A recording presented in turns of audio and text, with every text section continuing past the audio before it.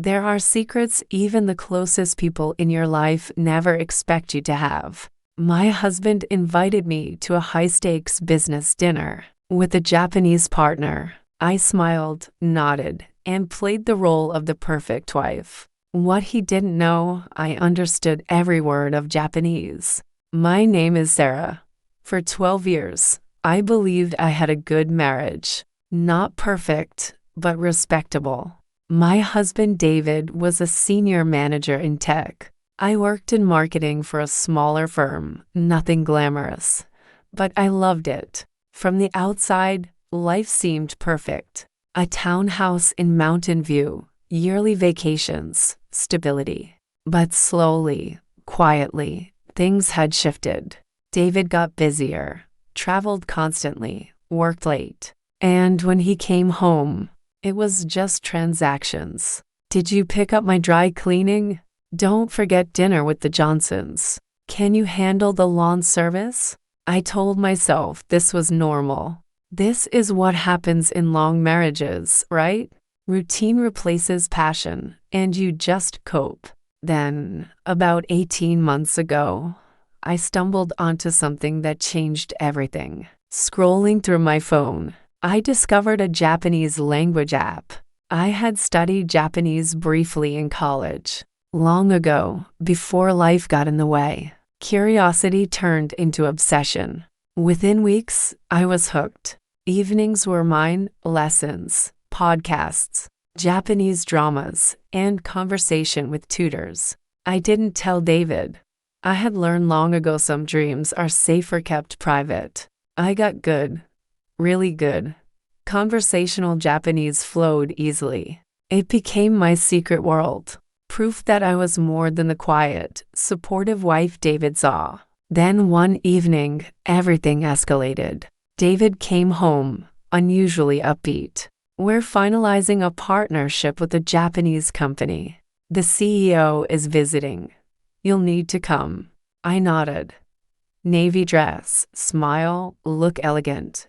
Be pleasant, he reminded me. He casually mentioned, almost as an aside, that I'd probably be bored because the conversation would be in Japanese. I froze, my heart skipped. He didn't know I could understand everything. A chance had fallen into my lap, an opportunity to hear the truths he thought were hidden. We arrived at the restaurant. David confident, polished, straight tie. Kenji, the CEO, already seated, a man in his 50s. They greeted each other in Japanese, formal and precise. I smiled, sliding into my seat, pretending to be lost.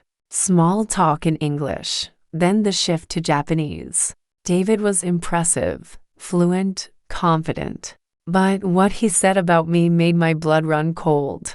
Oh, Sarah works in marketing, but it's just a small company. Nothing serious. She mainly takes care of our home, he said, smoothly. A hobby, my career dismissed. 15 years of work erased in a few words. I kept my face neutral, but inside, something twisted. The dinner continued. David boasted, exaggerated his role in projects, painted himself as the indispensable one. And then the truth spilled. My wife doesn't understand the business world. I handle all important decisions. She's just there for appearances, he said nonchalantly. Offshore accounts, an affair with a co-worker named Jennifer, all while I sat there, smiling, pretending. Kenji shifted, uncomfortable, redirecting the conversation. I realized something. 12 years of marriage. And this was how David truly saw me. This was what he said when he thought I couldn't understand. And that's when I made a choice. I wasn't going to be the invisible, decorative wife anymore. The dinner was over, but the weight of what she'd heard pressed on Sarah like a storm. David hummed happily on the drive home. Oblivious, she stayed silent, pretending everything was normal, while her mind raced. Once home, David disappeared into his office, leaving her alone with her thoughts. Sarah pulled out her phone and dialed Emma, her college roommate and trusted friend. Emma answered, surprised. Emma, I need a lawyer, Sarah said, her voice trembling but determined. She told her everything. The affair, the offshore accounts, the years of being dismissed. Emma listened, focused, calculating. You need to gather everything. Bank statements, emails, any proof you can find. Don't confront him yet, Emma instructed. For the first time in years, Sarah felt a flicker of power. She wasn't invisible anymore. The next morning, she stayed home from work, claiming she was sick. David barely noticed, absorbed in his own life. Sarah went straight to the home office. Meticulously, she collected documents, bank statements, investment records, emails with Jennifer, every hidden account, every secret plan, she documented.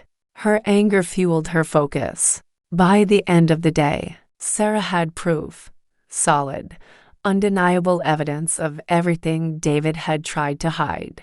And in that moment, she made a decision. She would no longer be small, silent, or powerless. Sarah sat back, staring at the stack of documents she had collected. Every hidden account, every email, every secret planet was all there. She called Emma. Everything's ready, she said, her voice steady now, no tremble. Emma confirmed the next steps. Tomorrow morning, we serve the divorce papers. And at the same time, your evidence goes to HR. No delays. No mistakes. Sarah nodded. She slept little that night, her mind racing with strategy.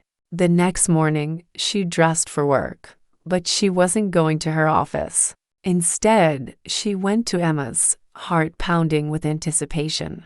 At 9:00 a.m., the HR department received the evidence package. At 9:30, the divorce papers were served. Sarah sat in the conference room, sipping coffee she couldn't taste, feeling a mix of fear and exhilaration. Her phone remained off. She didn't want to see David's calls, his texts, his panic. By mid-morning, confirmation arrived. He had been served. HR had everything. Her heart raced, but she felt alive. After years of silence and being dismissed, Sarah had reclaimed control. David tried calling dozens of times, leaving messages from confusion to pleading. She didn't answer. Emma documented everything, building a clear timeline for legal and company action. Later, escorted by Emma and a police officer just for precaution, Sarah returned to the house to collect her belongings. David sat on the couch, unshaven, rumpled, eyes red. Sarah, please. He started. She held up her hand. Don't, just don't. I heard everything. Every single word at dinner. Every plan. Every lie. I am done being small. He sank back, speechless. For the first time, Sarah felt the full weight of her own strength. David sat on the couch, speechless, his face pale and eyes wide. Sarah stood, her hands steady, her mind clear. The company has everything, she said. The divorce papers are served. Your plans, your hidden accounts, your affair all documented. He tried to speak, but she cut him off. Don't save your excuses. I've spent 12 years being small, quiet, invisible. Not anymore. David sank further into the couch, finally silent. Sarah began packing her belongings calmly, efficiently. Every item she touched, every step she took, felt like reclaiming a piece of her life. Emma had arranged a temporary stay, so Sarah wouldn't have to face him alone after the storm. Hours later, her car was loaded. David still hadn't said a word.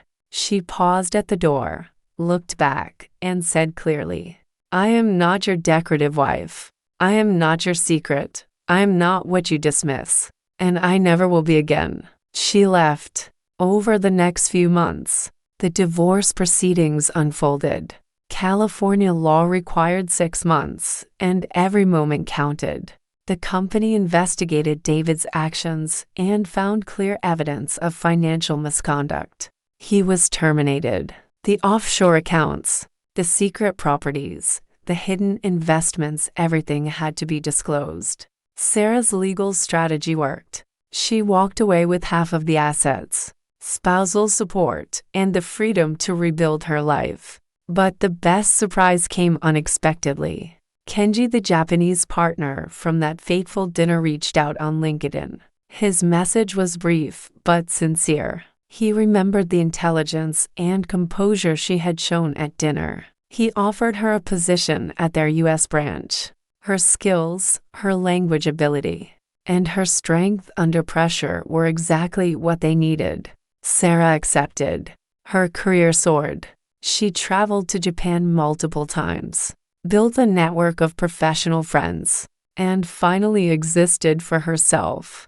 She never remarried, but she lived fully. Her voice, her decisions, her ambitions, all hers now. And she never again let anyone make her feel small. That dinner at Hashiri had shattered her world. So this was my story, and I'm sharing it with every woman who's listening right now. If you've ever felt small, invisible, or silenced, please hear me clearly. You are not weak. You are not too much. You are not meant to shrink so someone else can feel important. Your past does not own you. Your mistakes do not define you. And no one has the right to crush your dreams. Stand up for your life. Choose yourself without guilt. Build the future you deserve. You are a woman, and women are stronger than they're ever taught to believe. Never forget that.